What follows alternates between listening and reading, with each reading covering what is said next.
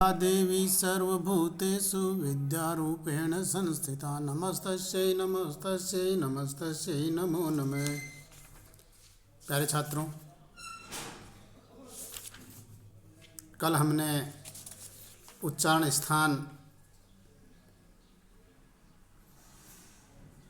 वर्णों का उच्चारण स्थान का अध्ययन कर लिया था। आज हम प्रयत्न के बारे में अध्ययन करेंगे। प्रयत्न कहते हैं प्रयास को, अर्थात वर्णों का उच्चारण करने के लिए हमें हमारे जो उच्चारण स्थान है उनको कहाँ कहाँ से प्रयत्न करना पड़ता है, यह है आज हम इसके बारे में अध्ययन करेंगे।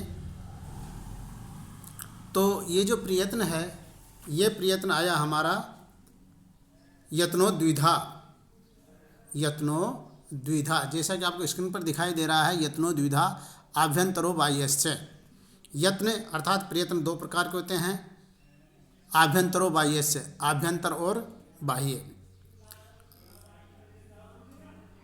आभ्यंतर इसका अर्थ है भीतर मध्य, और बाह्य इसका अर्थ है बाह्य अर्थात बाहरी रूप से। अर्थात वर्णों के उच्चारण करने में जो बाहरी और आंतरिक रूप से जो प्रयास करना पड़ता है, इनको दो प्रकार से बांटे गए हैं। अब देखिए नीचे स्क्रीन पर जैसे कि आपको दिखाई दे रहा है, यत्नो द्विधा आभ्यंतरो बाह्य। आद्य चतुर्धा, आद्य अर्थात पहला जो है आभ्यंतर प्रयत्न, वो है चतुर्धा, चार प्रकार का इसने बताया है। तो स्पष्ट, ईषद स्पष्ट, विव्रत और संवृत। स्पष्ट और ईषद स्पष्ट, विव्रत और संवृत, ये चार प्रकार का है। अब देखिए प्रत्येक को थोड़ा थोड़ा सा इसको देख लेते हैं। स्पष्ट, ये आभ्यंतर प्रयत्न का एक भेद है। स्पर्श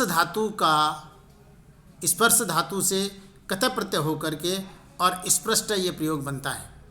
तो स्पष्ट किसका होगा, ये आगे चल करके आएगा, देखो अभी बताऊंगा। दूसरा ईषद स्पष्टम, ईषद यानी कुछ, अर्थात वर्णों को उच्चारण करने पर जो कुछ स्पर्श करे वो ईषद स्पष्ट। विव्रत, विव्रत इत्यर्थ भवति। विव्रत विभूषण प्रकार व्रय वर्णे धातु का है, फैलना, खुला हुआ भाग, ये विव्रत होता है। तो स्पष्ट, ईषद स्पष्ट, विव्रत और संवृत। संवृत इत्यर्थ भवति, संवृत ढका हुआ।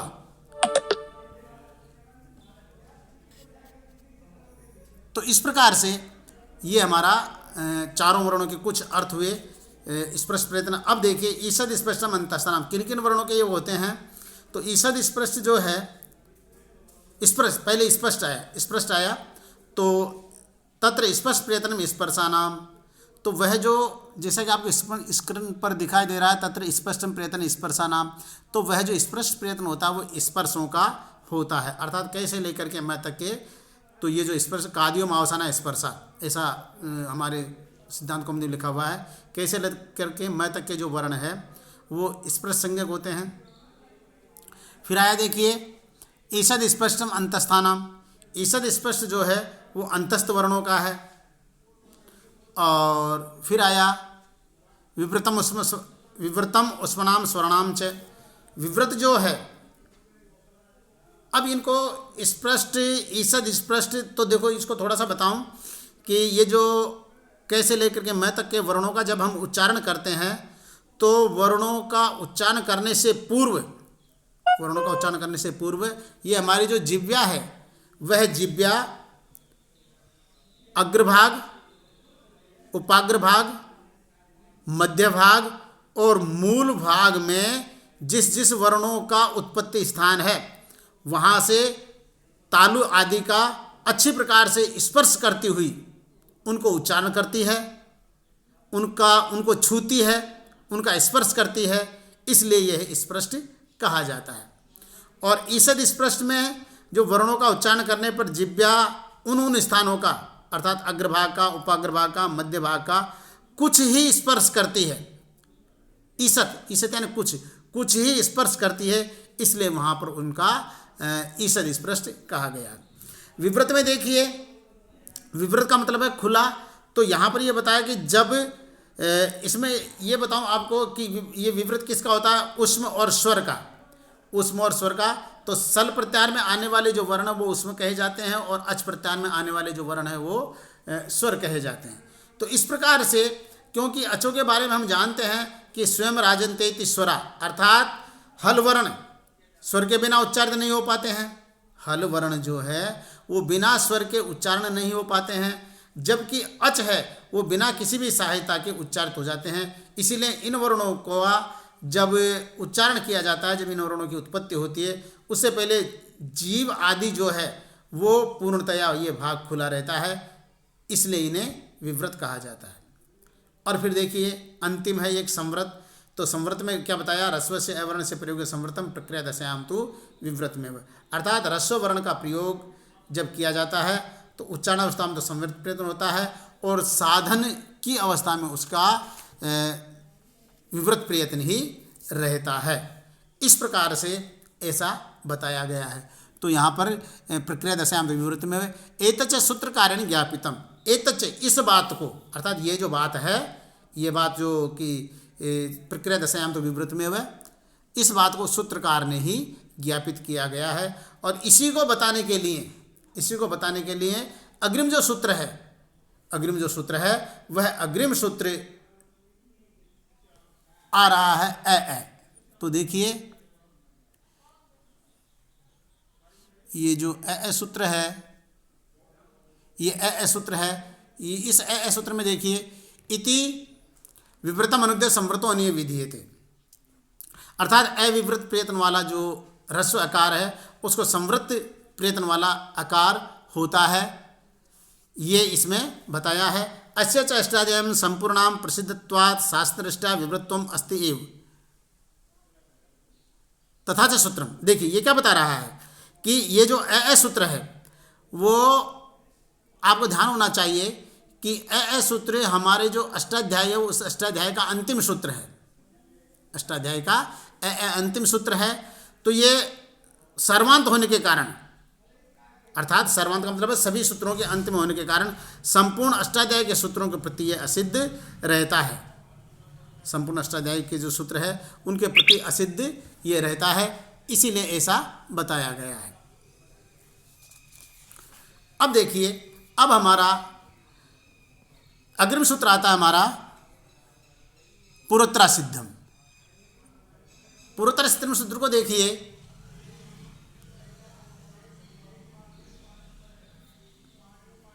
अधिकार सूत्र है।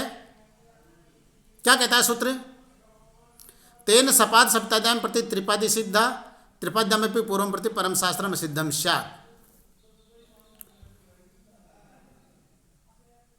अष्टाध्यायी में प्यारे छात्रों 8 अध्याय है, एक एक अध्याय में 4-4 पाद है और प्रत्येक पाद में किसी में 50, किसी में 100, किसी में 70, किसी में इतने सूत्रों का विधान पाणिनि जी ने किया है। तो जब हम सपाद सप्ताध्यायी देखते हैं तो सपाद यानी पाद सहित और सप्त अध्याय, एक पाद और 7 अध्याय अर्थात 7.25 अध्याय, ऐसा हो गया। जब 7.25 अष्टाध्याय में से हम 7.25 अध्याय ले लेते तो उधर रह गए 3 पाद, ठीक है। तो 3 पाद रह गए, तो यहाँ पर यह बताया गया है कि सपाद सप्ताध्याय प्रति त्रिपादी सिद्धा, सपाद सप्ताध्याय प्रति ये बता रहा है कि सपाद सप्ताध्याय की दृष्टि में त्रिपादी असिद्ध होते हैं, अर्थात त्रिपादी के सूत्रों ने जो कार्य किया है वो 7.25 अध्याय वाले सूत्रों की दृष्टि में असिद्ध है। और त्रिपादी में भी पूर्व प्रति परशास्त्र में सिद्धम, पूर्व के प्रति परशास्त्र असिद्ध होता है। तो जब ए सूत्र है तो ए सूत्र है पाणिनि जी के अष्टाध्याय का अंतिम सूत्र, इसका मतलब वो सूत्र जो काम करता है वो सभी सूत्रों की दृष्टि में असिद्ध है, संपूर्ण अष्टाध्याय की दृष्टि में असिद्ध है। तो ये बात यहाँ पर बताई गई। अब देखिए अधिकार सूत्र है। अब यहाँ पर आगे चल करके जैसा कि आपको स्क्रीन पर दिखाई दे रहा है बाह्य प्रयत्न तो एकादशता। अब बाह्य प्रयत्नों के संबंध में आ रहे हैं हम। तो बाह्य प्रयत्न जो है वो बाह्य प्रयत्न एकादशदा 11 प्रकार के हैं। विवार, संवार, श्वास, नाद, घोष, अघोष, अल्पप्राण, महाप्राण, उदात्त, अनुदात्त और स्वरित। अर्थात वर्णों की उत्पत्ति के ठीक बाद में, अर्थात जो ही हम वर्णों की उत्पत्ति करना चाहते हैं, वर्णों को बोलना चाहते हैं, तो मुख से वर्णों के बाहर निकलने का जो समय रहता है, वर्णों से वर्णों का बाहर निकलने का जो समय रहता है, उसमें लगने वाला जो यत्न है वो बाह्य प्रयत्न कहा जाता है। और इस प्रकार से अब देखिए, प्रत्येक को देखते हैं विवार। विवार वर्णों के उच्चारण की जो बाह्य क्रिया रहती है, बाहरी जो क्रिया होती है, उससे मुख का खुलना ही विवार कहा जाता है। मुख का खुलना ही विवार कहा जाता है। मुख का अच्छे प्रकार से खुल जाना विवार कहा जाता है। और संवार, संवार देखिए, मुख का अच्छी तरह से नहीं खुलना वो संवार कहा जाता है। और श्वास, विवार, संवार, श्वास। श्वास में ऐसा भीतर की वायु का जो हमारे शरीर के अवयव है उनको झंकृत किए बिना ही, उनको किसी प्रकार से कोई टकराव किए बिना ही जो बाहर निकलना है वह श्वास कहा जाता है। इस तरह से अर्थात जो भीतर की वायु है, उस भीतर की वायु का स्वरतंत्र जो है, हमारे उच्चारण स्थान के जो स्वरतंत्र हैं, उनको बिना किसी को झंकार किए हुए ही वर्णों का स्पर्श से बाहर आ जाना श्वास। नाद, नाद कहते हैं अर्थात जब वह वायु निकल रही है, जिस वर्णों का उच्चारण करने के कारण वो वायु निकल रही है, वह वायु किसी से झंकृत होकर के जब आवाज करती है तो वो नाद कहा जाता है। और वो जो विशेष ध्वनि होती है वो घोष कहा जाता है, जैसे उद्घोष कहते हैं। और ध्वनि का नहीं होना अघोष कहा जाता है। भीतरी वायु का कम भाग में प्रयोग होना ये अल्प प्राण कहा जाता है, और वायु का अत्यधिक प्रयोग होना ये महाप्राण कहा जाता है। उदात्त, अनुदात्त, स्वरित जो है, इनकी परिभाषा पहले बताई जा चुकी है। इस प्रकार से ये जो हमारे उच्चारण स्थान है वो बाह्य प्रयत्न है, वो बाह्य प्रयत्न 11 प्रकार के होते हैं। विवार, संवार, श्वास, नाद, घोष, अघोष, अलप्राण, महाप्राण, उदात्त, अनुदात्त और स्वरित। अब देखिए यहाँ पर नीचे पुनः ये बता रहे हैं, जैसे कि हमारी इस सिद्धांत को हमने बताया है। खयाम यमा खय कपौ विसर्ग सर एवचे एते श्वास अनुप्रादाना अघोषा से विवरण थे कंठमन्ये तो घोषा च्यु स्मृता नाद भागिन अयुग्मा वर्ण यग्मा यणश्चाल्पा सब स्मृता। तो इस प्रकार से यहाँ पर ये बता रहा है। फिर नीचे दिया है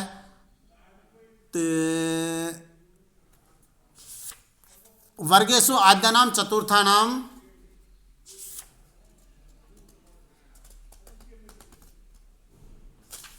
वर्गेषु आद्यानाम चतुर्नाम परे पंचमे परे पूर्व सदृशो नाम। देखिए वर्गेषु, वर्ग में, आद्यानाम चतुर्नाम पंचमे परे, आदि के जो 4 वर्ण है कै ख ग घ, ये 4 वर्ण है। और पंचम वर्ण जो है, तो 4 वर्णों से यदि किसी भी वर्ग का पंचम वर्ण हो, 4 वर्ण तो उसके पूर्व हो और किसी भी वर्ग का पंचम वर्ण हो, तो उनके बीच में जो कोई पंचम, बीच में पूर्व वर्ण के समान, पूर्व वर्ण के समान जो वर्ण रहेगा, किसी वर्ग का हो, पंचम वर्ण हो और बीच में पूर्व वर्ण के समान संयुक्त वर्ण यदि हो उसी जैसा ही, तो वह उसका ही नाम यम है, उसे यम कहते हैं।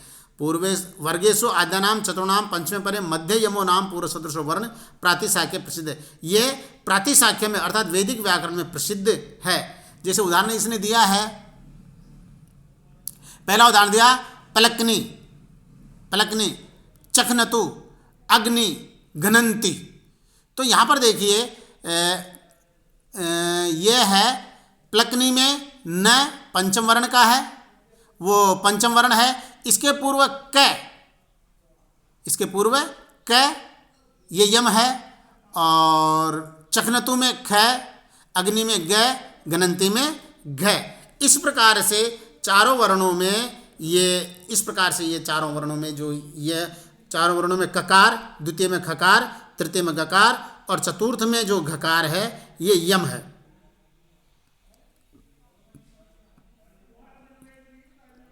तत्र वर्गणाम प्रथम द्वितीय खय तथा तेषां यमा जिब्यामूल्य उपविद्यमाने विसर्गौ ससस्साच तेषां विवार स्वसा श्वास अघोषस्य अन्येषां तु समारोह नादो घोषस्य वर्गणाम प्रथम तृतीय पंचमा प्रथम तृतीय यमौ यवरलस्य अल्पप्राणा अन्य महाप्राणा इत्यर्थ है। अब यहाँ पर देखिए क्या बता रहा है इसने, तत्र वर्गणाम प्रथम द्वितीय खय तथा तेषां यमा, जो उपयुक्त कारिका बताई थी, उपरोक्त जो कारिका बताई थी एते श्वासन विवरणते कंठे यमा, ये जो कारिका बताई थी इस कारिका के संबंध में ही नीचे बताया गया है। अब देखो, अब नीचे दे रखा है ये इसने, बाह्य प्रतनाश्च यद्यपि सवर्ण संज्ञायाम अनुपयुक्ता तथापि आंतरतम्य परीक्षायाम उपक्षन्त इति बोध्यम। देखिए क्या बता रहा है ये, यद्यपि जो बाह्य प्रयत्न है, बाह्य प्रयत्न सवर्ण संज्ञा में उपयोगी नहीं है, यद्यपि बाह्य प्रतनाश्च यद्यपि सवर्ण संज्ञायाम अनुपयुक्ता, जो सवर्ण संज्ञा हो सवर्ण संज्ञा में अनुपयुक्त है, तथापि लेकिन फिर भी आंतरतम्य